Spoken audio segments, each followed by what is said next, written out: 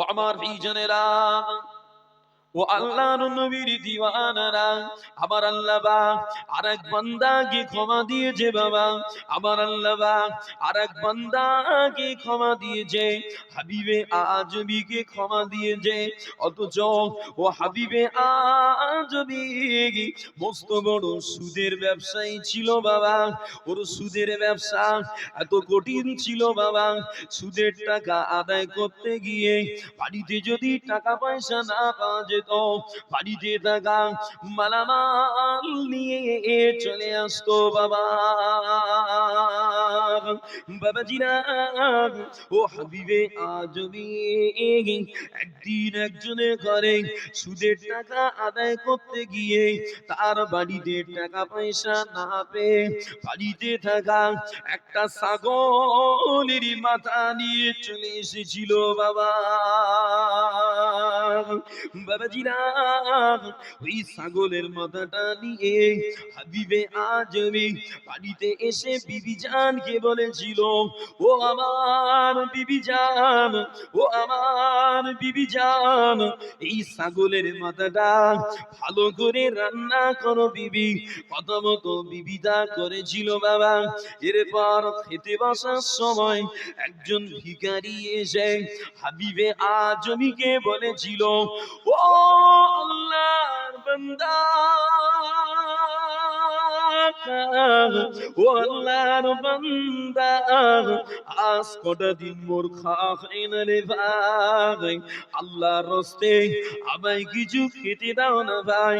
হাবিবে আজমি ওই সময় ভিখারিটাকে ধিক্কার দিয়ে বলেছিল, আয় ভিখারি বেরিয়ে যা, আয় সাই বেরিয়ে যা, আমার বাড়ি থেকে তুই কিছু পাবি না, আমার যা আছে তোকে দিলে আমার কুলাবে না। বাবাজিরা, সেদিনে ভিখারিটা নিরাশ হয়ে বিদায় নিয়েছিল বাবা। ওদিকে হাবিবে আজমির স্ত্রী গোস্তের পাত্রটা খুলে দেখেছিল, গোস্তগুলো সব রক্তে পরিণত হয়ে গিয়েছে বাবা।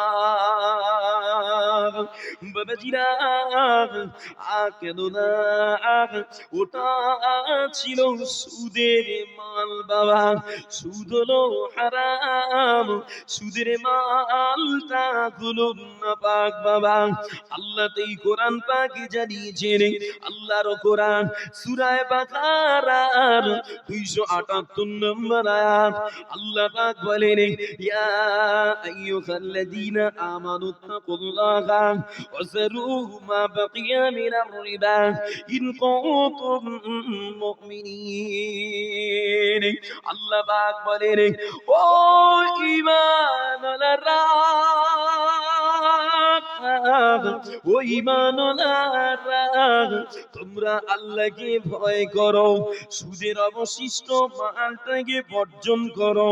যদি তোমরা মুমিনি হওয়ার দাবি করো বাবা, আর যদি সুদের অবশিষ্ট মাল বর্জন না করো, তাহলে আল্লাহ আল্লাহর রাসূলের সাথে যুদ্ধ করার জন্য তৈরি হয়ে যাও বাবা। বাবাজিরা, আল্লাহর নবী বলেন, ও আমার সাহাবারা, তোমরা শুধু খাবে না, শুধু নেবে না, সুদ দেবে না, কেন না আর-রিবা সাবউনা হুবান, আর-রিবা সাবউনা হুবান। আল্লাহর নবী বলেন, সুদের মধ্যে 70 রকমের পাপ আছে বাবা, তবে সব থেকে নিম্ন পর্যায়ের গুনাহ হলো নিজের মায়ের সাথে 36 বার জিনা করার গুনাহ।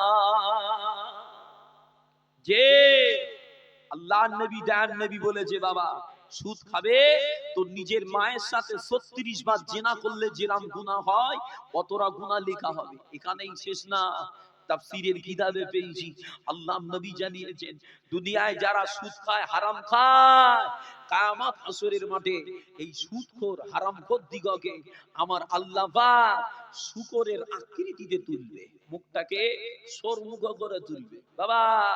তবে একটা জিনিস দেখবেন, দুনিয়ার জমিনে যারা প্রকৃত সুদ খানেওয়ালা, যারা প্রকৃত সুদের ব্যবসাদার এরা কবে মরবে তারপর সোর হবে না। এমনি দুনিয়ায় সুদ খেয়ে খেয়ে এমন হাল হয়েছে, দুনিয়াতেই মুখ টুক গুটিয়ে সোর সোর ভাব আসা শুরু হয়ে গেছে। কেন?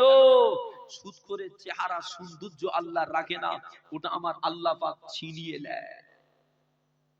ও আমার ভাইজানেরা, ও আল্লাহর নবীর দিওয়ানারা, যে আলোচনা করছিলাম বাবা, হাবিবে আজমির স্ত্রী গোস্তের পাত্রটা খুলে দেখেছিল, গোস্তগুলো সব রক্তে পরিণত হয়ে গিয়েছে বাবা, গোস্তগুলো সব রক্ত হয়ে গিয়েছে। কেননা ওটা ছিল সুদের মাল বাবা। বাবাজিরা, কিতাবের ভিতরে পাওয়া যায় ওই সময় হাবিবে আজমির স্ত্রী হাবিবে আজমিকে ডেকে বলেছিল, ও আমার স্বামী, আপনি একটু এদিকে আসেন না, কি অবস্থা হয়েছে একটু দেখেন না স্বামী গো। এই সময় হাবিবে আজমি গোস্তের অবস্থা খানা দেখে অনুশোচনায় কলিজা চালিয়ে বিবিকে বলেছিল, এ আমার বিবি জান, ও আমার বিবি জান, আমি আর সুদ খাবো না রে বিবি, বিবি রে সুদ হলো হারাম, সুদ হলো হারাম, আমি আর কোনোদিন সুদ খাবো না। এরপর হাবিবে আজমি নিজের আসল পাওনা টাকাটা ফিরিয়ে নেওয়ার জন্য পাওনা আদায়ে রাস্তায় নেমেছিল বাবা। ওদিনে ও রাস্তায় কিছু বালকেরা খেলা করছিল বাবা। ওই বালকেরা খেলা করা অবস্থায় হাবিবে আজমিকে দেখে বলেছিল, ও আমাদের খেলার সাথী ভাইরা, দূরে সরে যা, দূরে সরে যা, শুধু করো হাবিবে আজমি আসছে। এখন যদি এখন যদি ওর কদমে ধুলাবালি আমাদের গায়ে লেগে যায়, আমরা ওর মতো ঘৃণিত হয়ে যাব, দূরে সরে যা।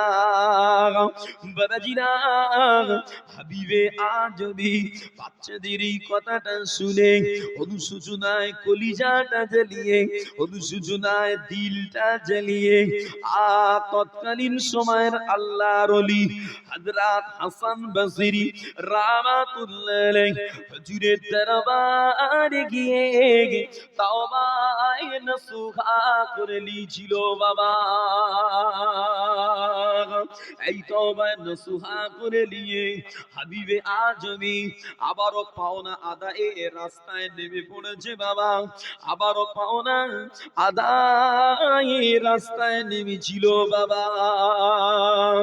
ওদিনে ও রাস্তায় কিছু বালকেরা, ওদিনে তখনও ছেলেরা ওই রাস্তায় খেলা করছিল বাবা। তখনও খেলা করছে ওই ছেলেরা হাবিবে আজমিকে আসতে দেখে আবার বলেছিল, ও আমাদের খেলার সাথী ভাইরা, দূরে সরে যা, দূরে সরে যা, তওবাকারী হাবিবে আজমি আসছে, তওবাকারী হাবিবে আজমি আসছে। এখন যদি আমাদের খেলা ধুলাবালি হাবিবে আজমির গায়ে লেগে যায়, আমরা আল্লাহ পাকের লানতে পড়ে যাব বাবা। বাবাজিরা, ও হাবিবে আজমির বাচ্চাদের এই কথাটা শুনে অনুশোচনায় কেঁদে কেঁদে বলেছিলেন, ও রাব্বি আল্লাহ ও রব্বি আল্লাহ, সবে মাত্র একটা দিন হয়েছে আল্লাহ, আপনার সাথে ভালোবাসা করেছি আল্লাহ, এতেই আপনি বালক বন্ধুগণের মনে আমার প্রতি ভালোবাসা দিয়েছেন আল্লাহ। বাবাজিরা, কিতাবের ভিতরে পাওয়া যায় আল্লাহর নবী তার নবী বলেন, এ দুনিয়ায় যে যত আল্লাহ ডর করবে বাবা, এ দুনিয়ায় যে যত আল্লাহ জিকিরি করবে বাবা, আমার আল্লাহ পাক ওই বান্দার প্রতি তত ভালোবাসা, তত সম্মান অন্য বান্দাদের কলিজায় ছড়িয়ে দেবে বাবা। বাবাজিরা আল্লাহর নবী আরো জানায় এই দুনিয়ায় যে যত বেশি আল্লাহর ডর করে, এই দুনিয়ায় যে যত বেশি আল্লাহর ভয় করে বাবা, আমার আল্লাহ পাক ওই বান্দার প্রতি তাসিমের ডর, ওই বান্দার প্রতি তাসিমের ভয় অন্য বান্দার কলিজায় তত ছড়িয়ে দিয়ে দেয় বাবা।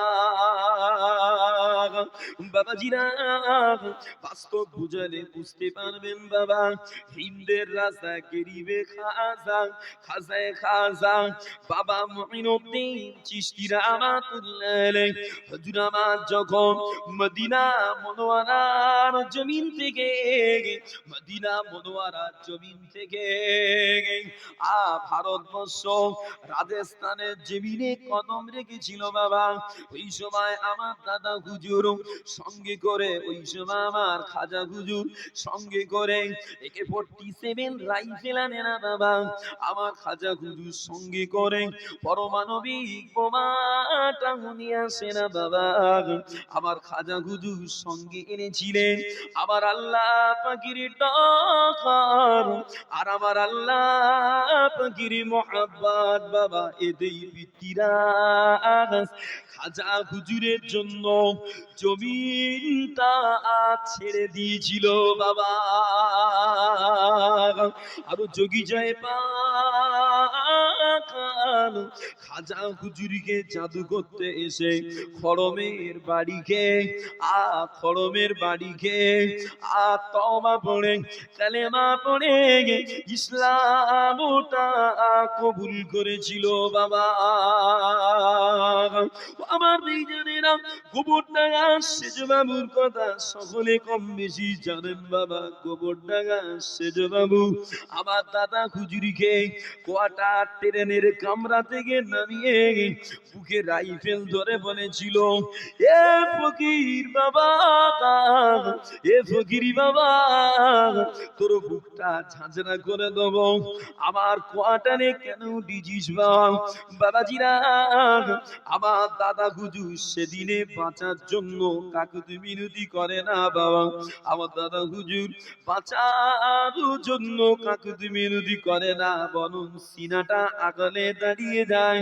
গোবরডাঙ্গা সেজ বাবু আমার দাদা হুজুরের বুকে রাইফেল ধরে টিগারটারে না না বন্দুকের গুলিটা পার হয় না, কেন না আমার দাদা হুজুরের কলিজায় আল্লাহর ডর, আল্লাহ নবীর মোহাব্বত আর আল্লাহর জিকিরে ভরপুর ছিল বাবা। অতএব ওই আল্লাহর ডর, আল্লাহ জিকির করা সিনা দুনিয়ার বেদিনের কোন ক্ষমতা আমার আল্লাহ পাক চালাতে দেন না। একটু মহব্বতে বলছেন না সুবহানাল্লাহ। বাবাজিরা, এ দুনিয়া পৃথিবী জমিনে যে যত বেশি আল্লাহর ডর করবে, যে যত বেশি আল্লাহর ইবাদত করবে, আমার আল্লাহ অন্য বান্দার কলিজায় ওই বান্দার প্রতি তত ভালোবাসা আল্লাহ জাগিয়ে দেবে। বলেন না সুবহানাল্লাহ। দেখেন নে, একটা ছেলে রিকশাওয়ালার ছেলে হোক, চা দোকানির ছেলে হোক বাবা, খেটে খাওয়া গরিব মজদুর করা ব্যক্তির বেটা হোক, যদি যদি এলেম কলিজায় ঢুকে যায়, যদি আল্লাহর আবেদ হতে পারে, ওই বান্দার প্রতি মানুষের ভালোবাসা জাগে না জাগে? যে ভালোবাসা জাগে কিসের খাতিরে? আল্লাহর খাতিরে। ও আল্লাহর ইবাদতে মত্ত হয়েছে, আল্লাহ ওর প্রতি ভালোবাসা অন্য মাখলুকের কলিজায় দান করেছে। বলেন সুবহানাল্লাহ। তবে আজকে বড় কষ্ট লাগে, বড় কষ্ট লাগে মুসলমান সমাজের ভিতরে। আগে কিছু ছিল না, এখন আল্লাহর দয়া মুসলমানের বাড়ি হয়েছে, গাড়ি হয়েছে, টাকা পয়সা হয়েছে, বিবি বাল বাচ্চা সব আল্লাহ ঘরে সুন্দর হয়েছে, দিয়েছে। মুসলমানের সব হলো ভালো, কিন্তু ঈমানটা কবরে চলে যাচ্ছে, ঈমান দুর্বল হয়ে যাচ্ছে বাবা। ওই জন্য বেদিন বেঈমানেরা আজকে মুসলমানদের উপরে চড়াও হচ্ছে। নবী পাক এটাও জানিয়েছে, যখন মুসলমান আল্লাহর জিকির থেকে জুদা হয়ে যাবে, আল্লাহর ইবাদত থেকে গাফেল হবে, আল্লাহ বেদিন বেঈমানদের খাফিয়ে দিয়ে দেবে, ওদের উপরে অত্যাচার চালাবে। সেটাই আজকে হচ্ছে বাবা। যতই আন্দোলন করেন, যে যতই বাহুবল দেখান কাজ হবে না। কেন? বাহুবল দিয়ে ইসলাম আসেনি, ইসলাম এসেছে কলিজায় ঈমানের পাওয়ার দিয়ে। বদরের ময়দানে কত সাহাবা ছিল? 313। কটা? 313। এই 313টা সাহাবার গায়ে ক্ষমতা ছিল না অত। রোজার মাস, রমজান মাস,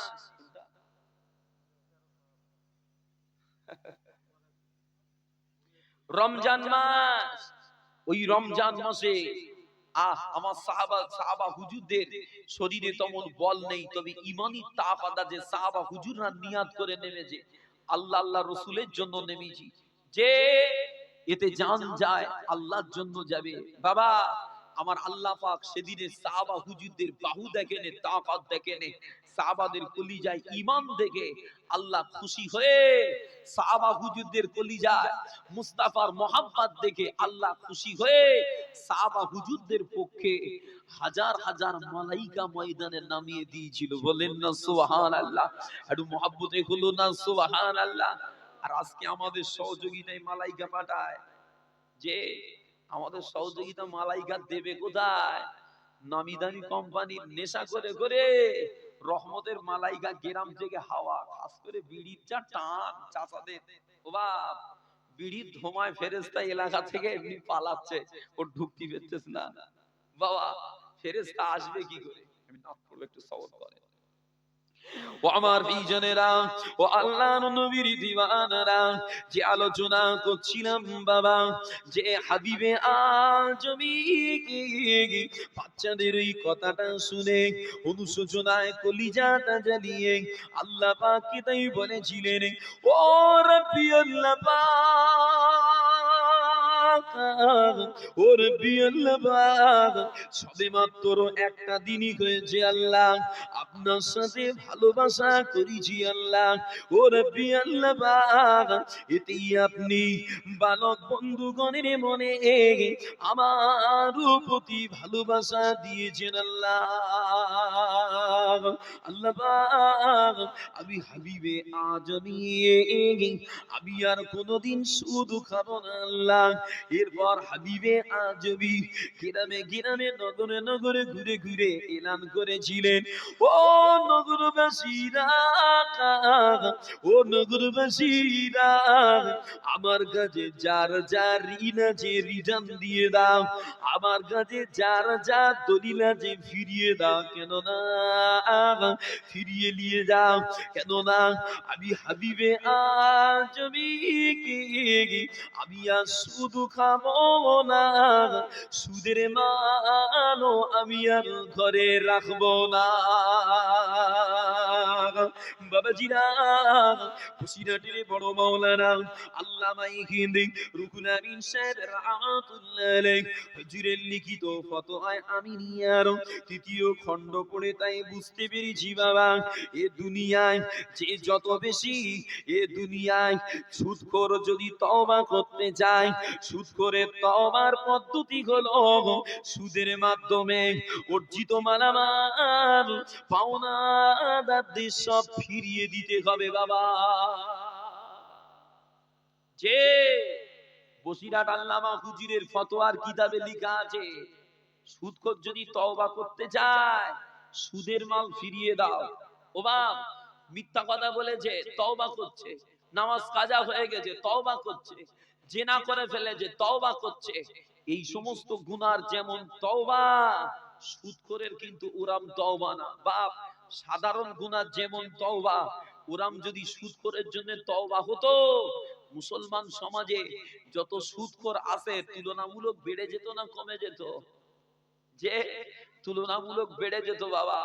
যে বিসমিল্লাহ বলে লাগতো যে আল্লাহ কিছুদিন খেয়েলেই বাড়ি গাড়ি করেলেই তারপরে তওবা করব, ও বাপ, ও সুযোগ আল্লাহ রাখিনি। আল্লাহ কোরআনে ডাইরেক্ট বলছে, ওয়াজারু মা বাকিয়া মিনার রিবা, সুদের মাধ্যমে অর্জিত মালামাল গুলো ছেড়ে দাও, ফিরিয়ে দাও। যদি সুদের মাধ্যমে অর্জিত মালামাল ফিরিয়ে দাও, তবে তবে তবে আমি আল্লাহ আমাকে পাবে। ও বাপ, তবে বড় কষ্ট লাগে, এই সুদের মাল ফিরিয়ে দিয়ে তওবা করার লোক এলাকায় পাওয়া যায়? একটু কথা বলেন না।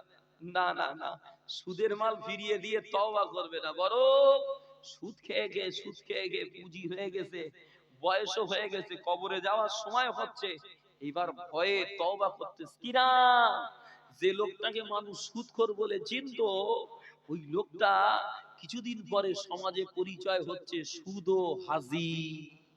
মানে সুদের টাকা হজ করে বাড়িয়ে এসে বাবা একেবারে ধুয়ে উঠেছে, এখন বলে ও সুদের টাকা হজ করে কি সব গোনা মুছে ফেলেছে। কথা বলে না, না না না, ও আরো গুনাহ ডেকে এনেছে। কেন? ওর গুনার উপরে স্কয়ার পড়ে গেছে। আল্লাহর নবী দেন, নবী বলেছে লা ইয়াদখুলুল জান্নাতা জাসামু গুযিয়া বিল হারাম। আল্লাহর নবী দেন, নবী বলে হারামের মাল খেয়ে খেয়ে শরীরে যে গোশত হয়, রক্ত হয়, এই হারামের মাল খেয়ে পয়দা হওয়া রক্ত গোশতওয়ালা বডি আল্লাহর জান্নাতে যাবে না, যাবে না, যাবে না। বাবা অতএব হারাম খেয়ে হারামের মাল নিয়ে হজ করা আরো মুসিবত জীবনে চলে আসবে বাবা। তবে এবার আপনাদের মনে হতে পারে হুজুর তাহলে সুদখোররা কি জান্নাতে যাবে না? কে জান্নাতি কে জাহান্নামী এই কথা বলার ক্ষমতা আমার নেই। তবে এতটুকু বলি, মরিচিকা যুক্ত লোহা কর্মকারকে দিলে কর্মকার হাঁফড়ে ফেলে পিটিয়ে সাটিয়ে যেমন নতুন অস্ত্র করে বার করে দেয়, ওরা হারামের রক্ত নিয়ে যদি কবরে যা, যে জাহান্নামের হাঁফড়ে ফেলে পিটিয়ে সাটিয়ে ফেরেশ না করা পর্যন্ত আল্লাহ জান্নাতে দেবে না।